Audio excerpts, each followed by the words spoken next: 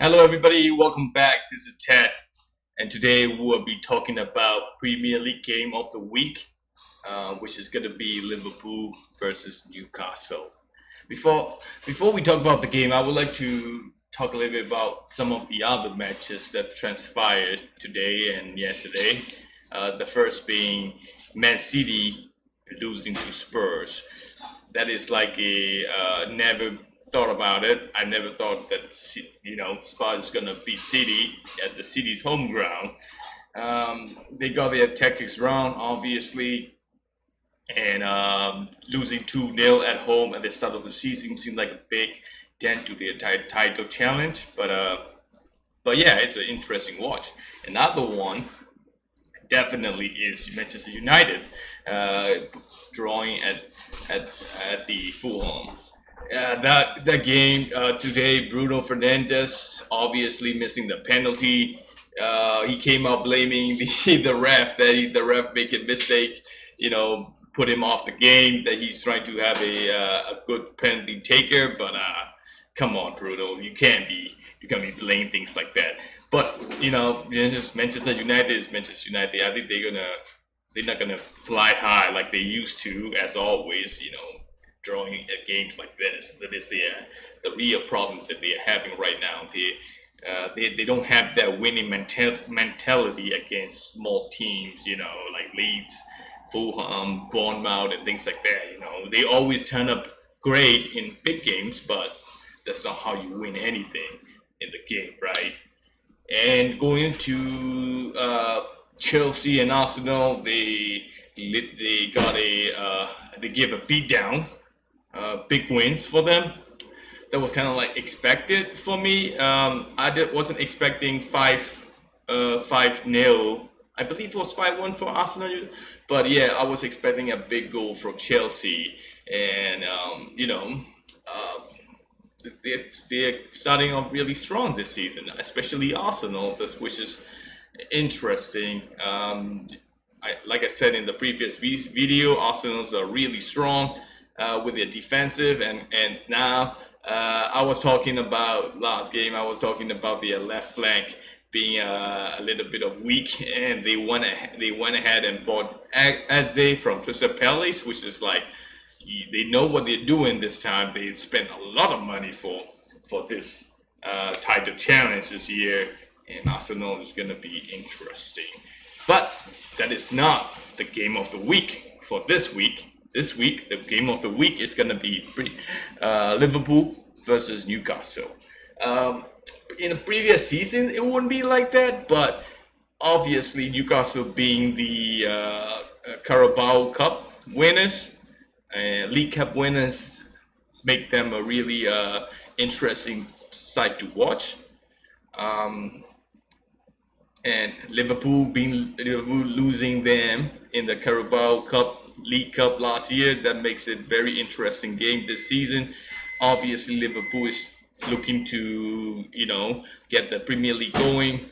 Winning this game is gonna be huge because next game we're gonna be inviting Arsenal in our Anfield, and hopefully that is we want to go into that game strong, right? So all right, let's talk about Newcastle. This season, they got four main incomers, like I said, incomers. Number one being Alanka from Nottingham Forest, Jacob Ramsey, and Malik Theo, and Aaron Ramsey. Aaron Ramsey is a goalkeeper backer for Nick Pope, so not their biggest buy is going to be Alanka, winger. I believe is going to start this game as well, which is going to be interesting to watch. The departure from Newcastle United is Lloyd Kelly, Sean Longstaff, Callum Wilson, and Martin Dubravka. So it's a pretty balanced season, a transfer market for Newcastle United. Of course, throughout this summer, they were trying to get a lot of players, and they couldn't get it much, right? They were looking for a central forward because obviously Liverpool is interested in signing Alexander Isak, and they were naturally looking for a direct replacement in the name of Benjamin Sesko, Gyökeres, and also yeah, Liverpool forward right now who's firing on cylinders, right? So they couldn't get one. They say couldn't get one. I think Liverpool is pushing for Alexander Isak to be signed this week after the game. So the main striker for Newcastle United will not be there, and that is an interesting. That would be the interesting thing to watch, right? So let's talk about potential lineup, right? So Newcastle, as always, they usually play 4-3. They will have Nick Pope in the goal, Trippier, Fabian Schär, Dan Burn, and Livramento. That would make them the last four. And then in the midfield, we will have Bruno Guimaraes, Tonali, and Joel Linton. Those will be the three in the midfield. And in the front, we are expecting Anthony Elanga, Anthony Gordon, and Harvey Barnes. It would be more like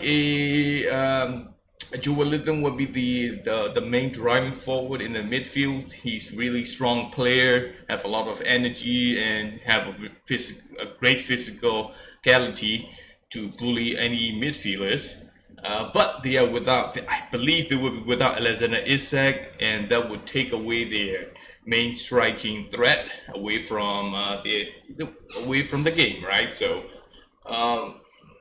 going to Liverpool, the main problem we have and with Liverpool right now is the injuries with the right back, right? So we over the summer we got Frimpong, and we sold Trent Alexander-Arnold, so we got a Frimpong as a replacement, but he got injured, and his natural backup, right, Conor Bradley, hasn't been training with the first team for like quite a few weeks already. He picked up a knock during one of the preseason friendly. So the main biggest concern right now is our right back situation.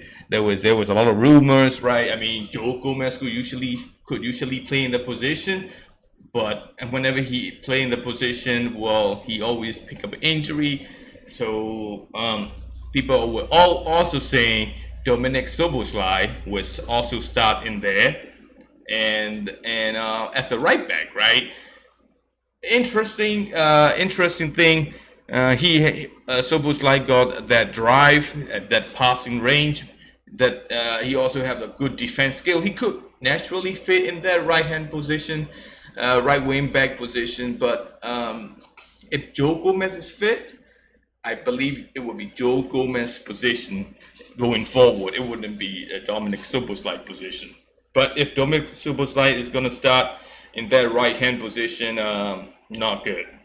Not good. I've seen in the past 3 seasons, whenever we start a midfielder in the defender, we always lose. So I don't want him there at all. So Szoboszlai in that position, I'd rather have a Joe Gomez in there. But if Joe Gomez got injured and have to replace, then we will probably, Szoboszlai will pull him. The main interesting thing about Liverpool is we do not know if we're gonna go with Florian Wirtz this game or not, right? So usually last season we played with 3 midfielder, with Gravenberch right in the central defensive midfield, with Alex McAllister and Dominic Szoboszlai as the box-to-box holding midfields.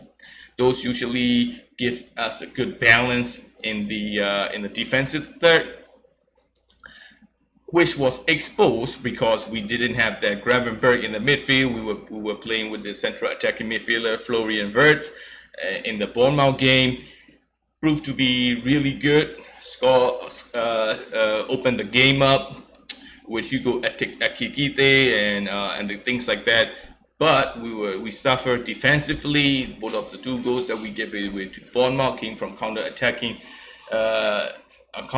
chances from Bournemouth. We didn't have that, a solid backline and solid midfielder with Dominic Szoboszlai and Gravenberch, supporting that, which can be seen, obviously, right? So it will be interesting to watch. We are going going to Newcastle United. They drew against Aston Villa in the first game. I think they are trying to. They might. I mean, if I were Eddie Howe this game, I would just play defensive and hit Liverpool on the counter. They got Elanga and they got Anthony Gordon. Joe Wellington would have a good run in between, and with his energy, there could be a lot of counter-attacking options coming in. So it would be really careful. I would, for Liverpool, if I were Onslaught, with this problem with the right back position, I wouldn't start Florian Wirtz. I would just keep going with